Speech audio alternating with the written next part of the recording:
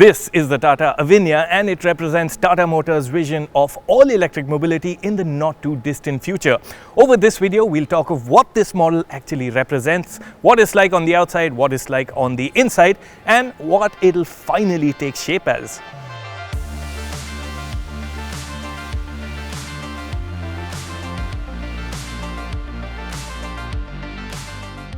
Before we dive right into the details, a bit about the car's name and the platform that it sits on.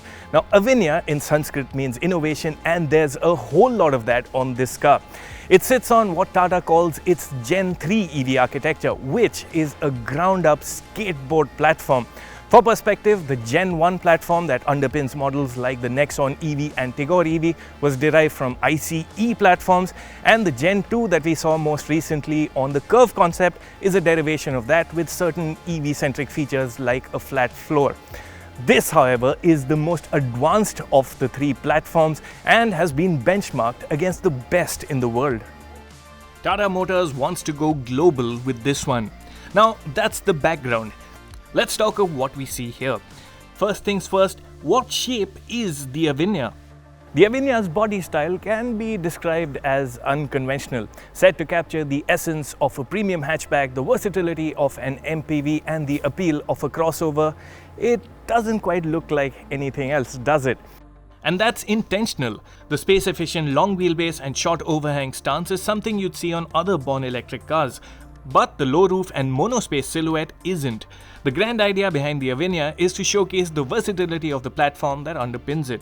Skateboards give designers great flexibility with hardpoints such as the engine and transmission out of the equation, and on the Avinya you can tell that the designers have made the most of that flexibility. This is the most radical car to wear the Tata badge. In fact, it doesn't actually even wear a Tata badge. That's right. DRLs that run across the front and flow downwards at the center represent the Tata logo. It's a really cool light signature that hints at something we could see on Tata's Gen 3 EV models. And no grille here. Instead, there's a techie lattice-like arrangement of lights lower down. The minuscule bonnet, it's finished to visually merge into the darkened glasshouse. Moving to the sides. The Avinya is 4.3 meters long, it's low slung, it's wide, and it looks really beefy. I really like the clean surfacing on the sides, and if you notice, no mirrors here. This one has cameras which relay feed to screens on the inside. Now this concept wears 22-inch wheels, and a cool feature are the self-leveling logos. Now, of the other things at the sides, I really like the sharp cuts that lead into this air vent at the sides. It's all very slickly done.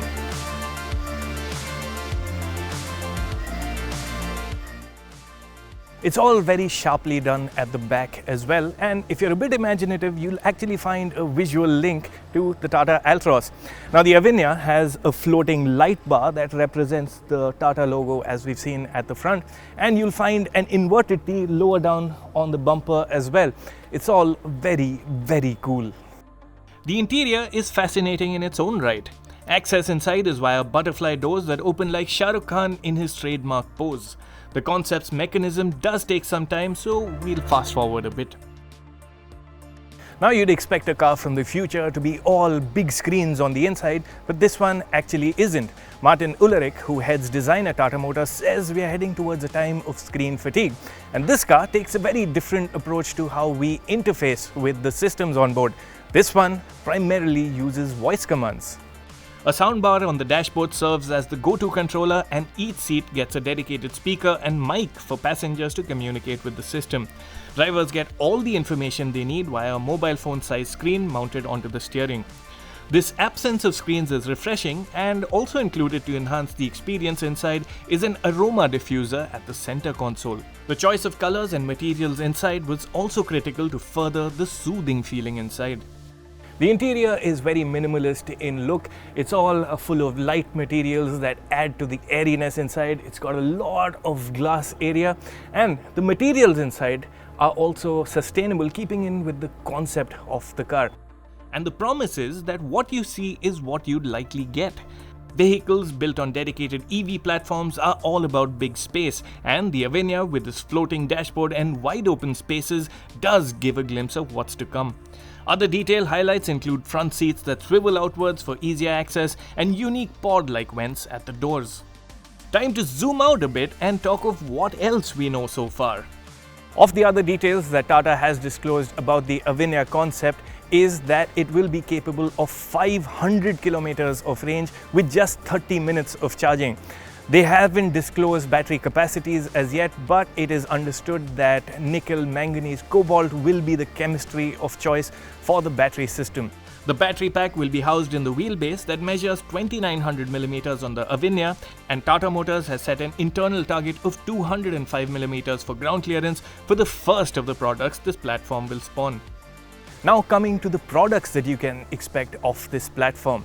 The first one comes in 2025 and it's going to be a Harrier-sized SUV which has been green-lighted and could potentially be called the E-Turno. This is a very exciting time for Tata Motors, and if the Avinya is anything to go by, they have a winner on their hands.